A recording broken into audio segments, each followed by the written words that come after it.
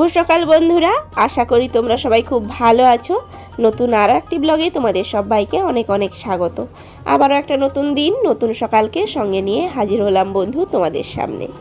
আর আজকে কিন্তু একেবারে প্রথম তোমাদের কাছে সরি চেয়ে নিয়েই ব্লগটা শুরু করছি, কারণ আমার গলার অবস্থা খুব একটা ভালো নেই। তোমরা বুঝতেই পারছো, আসলে প্রচুর পরিমাণে ঠান্ডা লেগে গেছে। মানে এতটাই ঠান্ডা লেগেছে যে আমি ঠিকমতো কথাই বলতে পারছি না, তবুও চেষ্টা করছি একটু ভালোভাবে কথা বলার। তো এই যে সকাল সকাল নারকেলের বাকল একেবারে রাস্তার উপরেই পড়েছিল, তার জন্য এই যে তুলে সাইড করে দিলাম। আর একটা কথা বলি, আমি কিন্তু ভয়েস ওভারটা ভিডিও করার পরের দিন দিচ্ছি।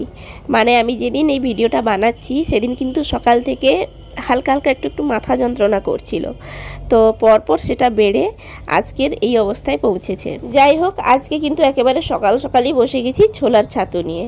একটু ছোলার ছাতুর শরবত করে খাবো। আর দুটো গ্লাস কেন বলো তো, বর এসছে কালকে, তার জন্য দুজনের জন্য দুটো গ্লাসে ছোলার ছাতু শরবত করে নেব।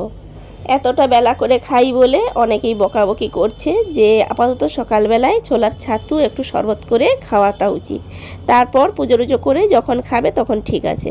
তো তার জন্যই কিন্তু আজকে একেবারে সকাল সকাল ছোলার ছাতু নিয়ে বসে গেছি। আর দেখি প্রায় দিনই এরকম চেষ্টা করব।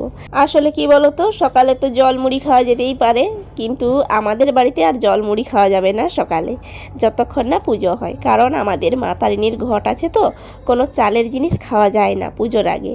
পুজো সেরে চালের ভাত, মুড়ি, পান্তা ভাত যাবতীয় তুমি খেতে পারো, কিন্তু কোনো চালের জিনিস পুজোর আগে খাওয়া যাবে না। তবে এটা ঠিক, একমাত্র যে পুজো করবে সেই খাবে না, আর না হলে বাড়ির অন্যান্য সবাই খেতে পারে। চিড়ে, মুড়ি, খই, ভাত সব কিছুই খেতে পারে।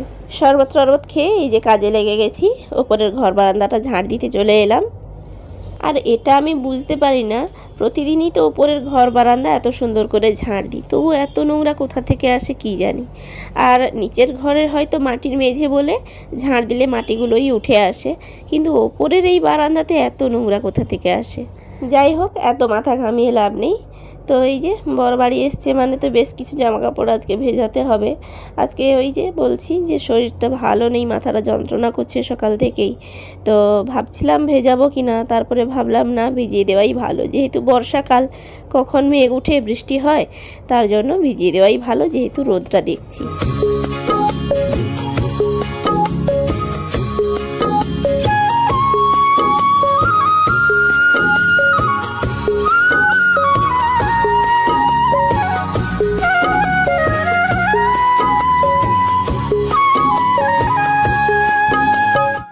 আর আমি কিন্তু সব সময় বর বাড়ি এলেই ওর এই ব্যাগের মধ্যে যাবতীয় থাকবে, মানে ধোয়া যায় এরকম সব আমি ধুয়ে দেবো। এটা আমার অভ্যাস হয়ে গেছে সেই লকডাউনের সময় থেকে।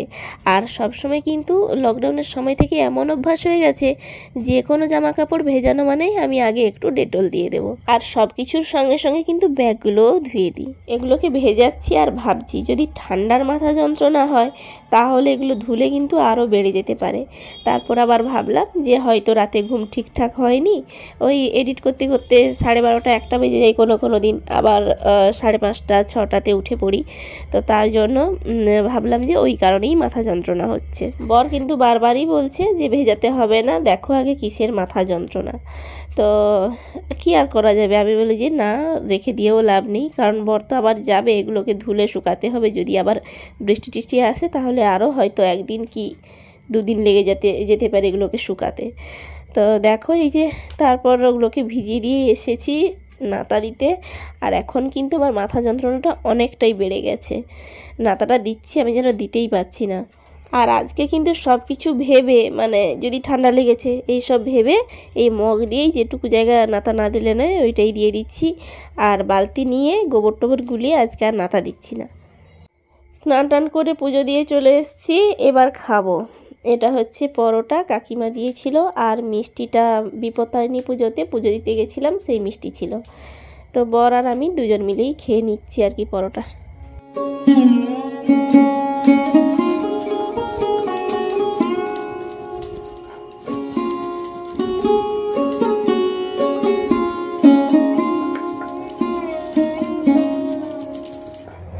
এই যে এবার আবার রান্না করতে এলাম।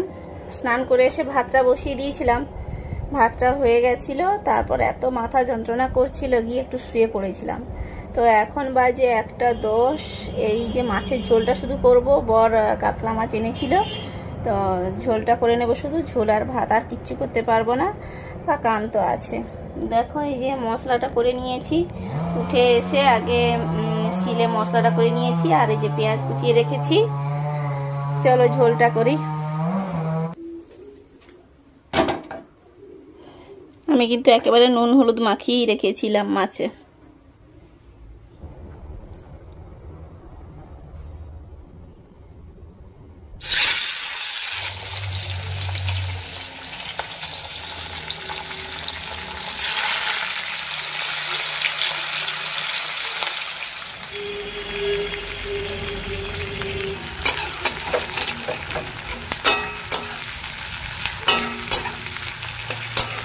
এই যে পেঁয়াজটা ভেজে নিচ্ছি ঝোলের জন্য, আর এই যে মাছ ভেজে রেখেছি, লাল লাল করে মাছটা ভেজে নিয়েছি।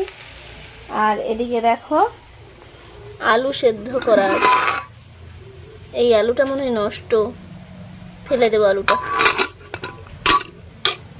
রান্নাটা করতে দেরি হয়ে যাবে বলে কিন্তু আলুটা আমি সেদ্ধ করে নিয়েছি। আজকে ওই সেদ্ধ আলুই ঝোলে দেবো। আলুটা একটু তেলে ভেজে নিতে পারলে ভালো হয়, সেটা খেতে ভালো লাগে, কিন্তু কি করব, আজকে অনেকটাই দেরি হয়েছে, তার জন্য তাড়াহুড়ো করে যেভাবে রান্না করা যায় আর কি।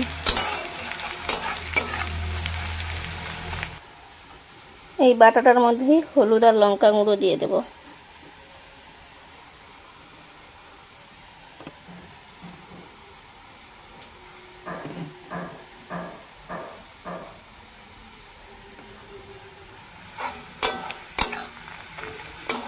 পেঁয়াজটা লাল লাল করে ভাজা হয়ে গেছে।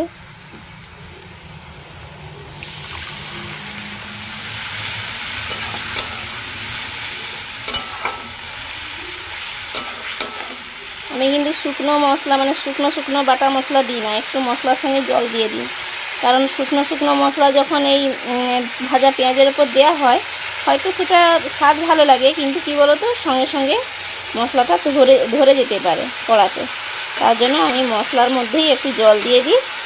আর এই সব হলুদ লঙ্কা গুঁড়ো একসঙ্গে দিয়ে মশলাটা দিয়ে বেশ কিছুটা সময় কষিয়ে নিই। তো এই যে তেল ছেড়ে দিয়েছে মশলাটা, এবারে আলুগুলো, সেদ্ধ আলুগুলো দিয়ে দেবো।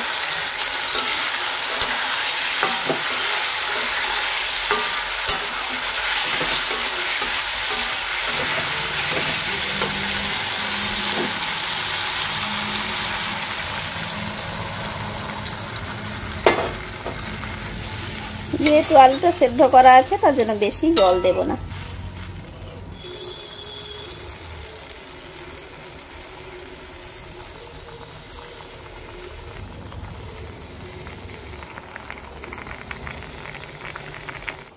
তো এই যে ঝোলটা একবার দেখিয়ে দিই, এই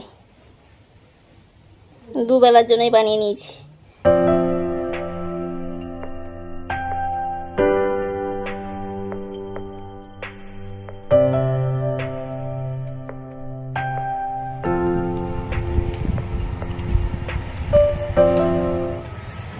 এই যে দেখো আজকে সব জামা কাপড় এই ব্যাগ কিন্তু বর ধুয়েছে। আমি সব সার্ফে দিয়ে দিয়েছিলাম, কিন্তু এত মাথা যন্ত্রণা করছিল যে আমি আর ধুতে পারিনি, তার জন্য সব কিছু বর ধুয়ে মেলেছে, শুকিয়ে গেছে। রোদটাও আজকে খুব সুন্দর হয়েছিল, দুপুরের দিকে যদিও বা একটু মেঘলা হয়েছিল, কিন্তু রোদটা তারপরে আবার সুন্দর বেরিয়েছিল। তো দেখো পড়ন্ত বিকেলের দৃশ্যটা কত সুন্দর, আকাশটাও কত সুন্দর লাগছে, তাই না? পেজা পেজা তুলোর মতো মেঘ।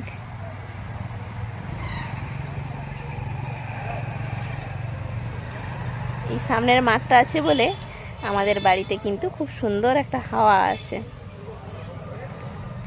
এই যে কত ঘাস হয়েছে মাঠে, প্রায় দিন যাদের বাড়িতে গরু রয়েছে এসে ঘাস কেটে নিয়ে যায়।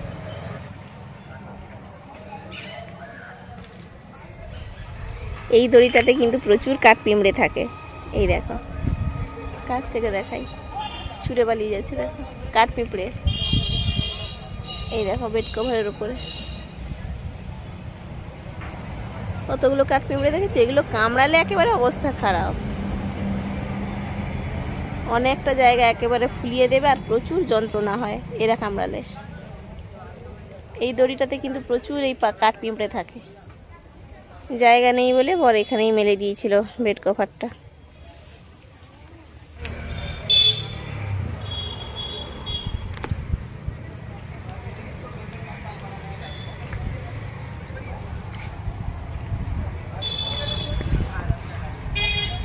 এই যে বেশ কিছু জামা কাপড় তুলেছি, আরও তুলতে বাকি রয়েছে। আসি ঘুরে, ব্লু গেঞ্জিটা পড়ে গেছিল নিচে, তার জন্য আমি আবার ধুয়ে মেলেছি। আসি এগুলো তুলবো আবার আর কি। যাচ্ছি, একটা মিটিং আছে আমাদের, যে এসএসজি গ্রুপ আছে না, ওই গ্রুপের আজকে মিটিং রয়েছে। এই যে বিকেল 4টাতে বলেছে, এখন বেজে গেছে 5:30, কারণ ওই 4টাতে সবাই বলে, কিন্তু মিটিংটা শুরু হয় প্রায় 5:30টার দিকে, কারণ সবাই তো বাড়ির বউ, কাজ বাজ সেরে এসেই বসবে মিটিংয়ে।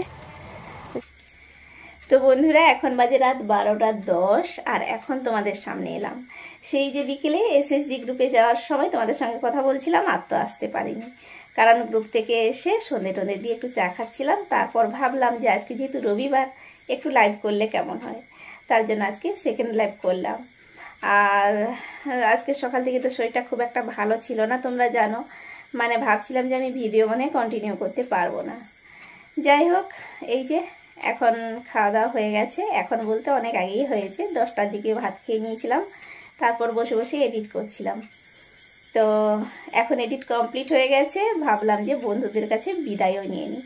তো চলো বন্ধুরা, আজকের মতো এটুকুই। সবাই সুস্থ থেকো, ভালো থেকো, সাবধানে থেকো। দেখা হচ্ছে নেক্সট ব্লগে। টাটা।